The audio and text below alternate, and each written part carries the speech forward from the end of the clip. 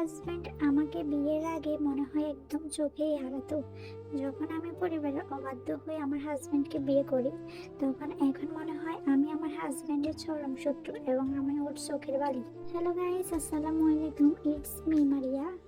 আশা করি সবাই আল্লাহর রহমতে ভালো আছেন। আমিও আলহামদুলিল্লাহ অনেক ভালো আছি। ভিডিওটি শুরু করার আগে বলি, ভিডিওটা কে কোথা থেকে দেখতেছেন অবশ্যই কিন্তু কমেন্টস করে জানাবেন। বিয়ের আগে যখন আমার সাথে আমার হাজবেন্ডের রিলেশন ছিল, তখন আমার হাজবেন্ড আমাকে চোখে হারাতো। কি করছি, কি খাচ্ছি, কোথায় যাচ্ছি, ইভেন এত কেয়ার করতো। মনে হয়তো আমার সুখ এখানে।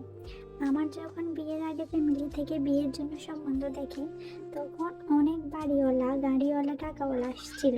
তখন আমি আমার ফ্যামিলিকে বলি, আমার এত বাড়ি গাড়ি টাকার দরকার নাই, আমার ওকে দরকার। ও একমাত্র আমাকে মন খুশি রাখতে পারবে, সুখী রাখতে পারবে। বাড়ি গাড়ি টাকার ভিতরে কখনোই সুখ নাই।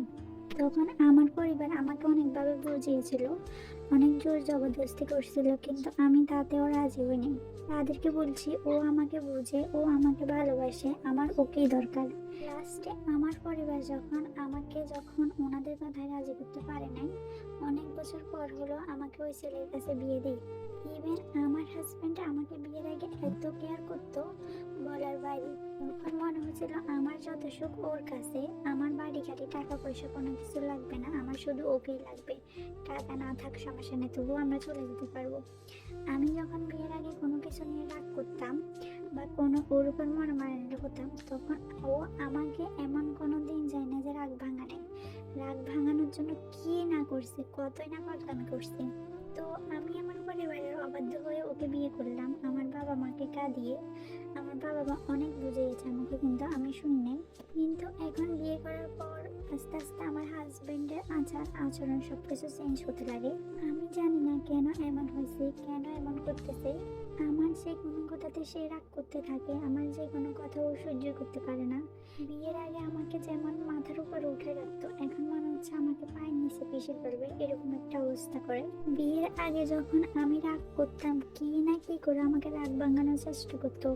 আর এখন বিয়ের পরে রাগ করার পর রাগ তো ভাঙানো তো দূরের কথা, উল্টা আমাকে পরে গিয়ে ওকে রাগ ভাঙাতে হয়। আসলে আমি কি বলবো আর কিভাবে বুঝাবো বুঝতেছি না। একদম পুরো অপোজিট হয়ে গেছে আমার হাজবেন্ড। আমি জানি না কেন, কিভাবে এত চেঞ্জ হয়ে গেছে। একটা মানুষ কয়েক মাসের ভিতরে কিভাবে এত চেঞ্জ হয়। এখন আমার ইচ্ছে করে, কেন আমি আমার বাবা মাকে কাঁদালাম, কেন আমি পরিবারের অবাধ্য হলাম, কেন আমি ওর কাছে আসলাম। বিয়ের আগে তখন এত বাড়িওয়ালা গাড়িওয়ালা সবকিছু ছেড়ে আমি ওর কাছে আসছি। ও আমাকে বাড়ি না দিতে পারো, গাড়ি না দিতে পারো, সুন্দর করে না চালাতে পারো, তবু একটু সুন্দর ব্যবহার তো করতে পারে আমার সাথে। সবচেয়ে বড় এবং দুঃখের কথা হচ্ছে, এই যে আমার সাথে এগুলা করে, যেমন আমাকে সুন্দর করে চালাতে পারে না। আমি কোনো বাড়ি গাড়ি টাকা পয়সার কথা বলতেছি না, নর্মালি সুন্দর করে চালাতে পারে না। ইভেন ও পর্যন্ত আমার সাথে সুন্দর করে চলে না। তো আমি এগুলা কাকে বলবো? আমি এগুলো আসলে কারোর সাথে শেয়ার করতে পারিনি, কারণ আমি সবার অবাধ্য হয়ে, পরিবারের অবাধ্য হয়ে ওকে বিয়ে করছি। শুধু তাই না, ও না, শুধু ওর ফ্যামিলির মানুষ আমার সাথে অনেক খারাপ ব্যবহার করে, যেটা আমি কাউকে বলতে পারি না। এখন আমি কি করব, কোথায় যাব, কিছুই বুঝতে পারতেছি না। কোথায় স্টোরি শেষ হবে এবং কোথায় গেলে শেষ হবে, আমি আসলে ওইখানে যেতে চাই। এতক্ষণ আপনারা যে স্টোরিটা শুনলেন, এটা আসলে আমার কথা না, এটা এক আপুর কথা। আসলে সত্যি তো মেয়েরা বড় অসহায়। যখন পরিবারের অবাধ্য হয়ে এক একটা মেয়ে তার পছন্দের মানুষকে, তার শখের পুরুষকে বিয়ে করে, তখন কয়েক দিনের ভিতরে বা কয়েক মাসের ভিতরে ওই মানুষটা চেঞ্জ হতে থাকে। কেন থাকে জানি না। আর এটাই শুধু চেঞ্জ হয় ছেলেরা, মেয়েরা কখনো চেঞ্জ হয় না। জানি না কেন এমন হয়, কেন মেয়েরা এত অসহায় হয়ে পড়ে। ছেলেগুলোর সাথে সাথে ছেলেগুলোর ফ্যামিলিরও তখন চেঞ্জ হয়ে যায়।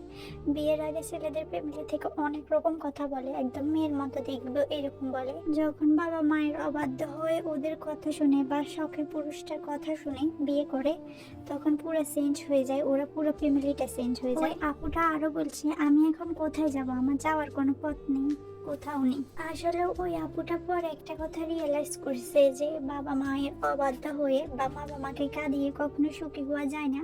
এটা আসলে সত্যি কথা। আমি লাস্টে একটাই কথা বলবো, আসলে সবার সংসার যেন আল্লাহ সুন্দর এবং সুখের করে।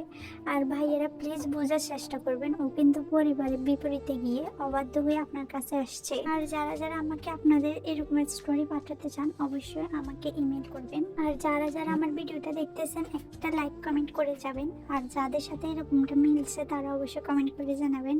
আর আমার পেজটা ফলো করে দিবেন এরকম সুন্দর সুন্দর নিত্য নতুন ভিডিও পাওয়ার জন্য। আল্লাহ হাফিজ, আসসালামু আলাইকুম, বাই বাই।